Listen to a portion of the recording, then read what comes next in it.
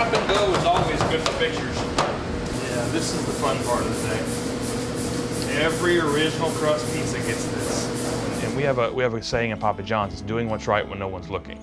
That's a saying Terry Newman has taken to heart.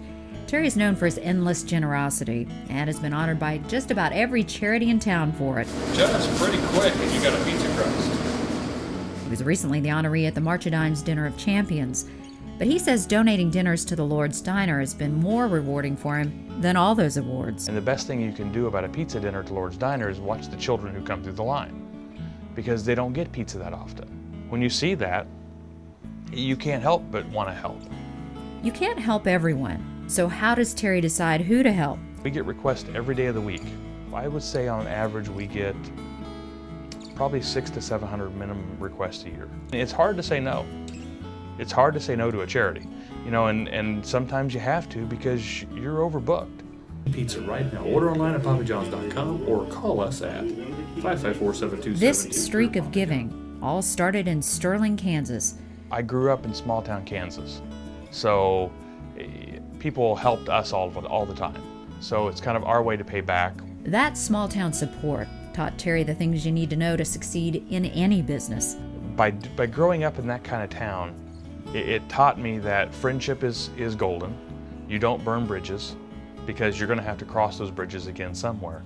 Terry says one reason his company has been so successful is he treats his employees like he would want to be treated. We just had our 10th anniversary, and you know, my title was Me and My Gang, because that's who my leadership is. It's just me and my gang. It's more about family than it is employees. If you're here for a transaction affair, I don't want you as an employee, because I just don't want to give you do your job, give money and leave. I want to know who you are. Okay, so if you're having a baby, we want to know. If you're graduating from school, we want to know. If your boyfriend's playing football and you want to go Friday night, that's great. We want to know. We'll work around stuff like that. But it's too many businesses get in a cash for work, and you don't have relationships. I never had that growing up. Terry says the trick to being a good leader is to learn from everyone around you. I had great managers I worked with and leaders, and I had poor managers and leaders I worked with. And we've all had those. So you just have to go find the best of each of those and use them and make it your own, and then find the worst of each of those and never forget them because you don't want to do it. Terry says he also has a knack for surrounding himself with really good people. My top 4 people have been with me 10 years, and that was literally since the first day we opened stores. We know each other's idiosyncrasies, so we can balance with each other very well.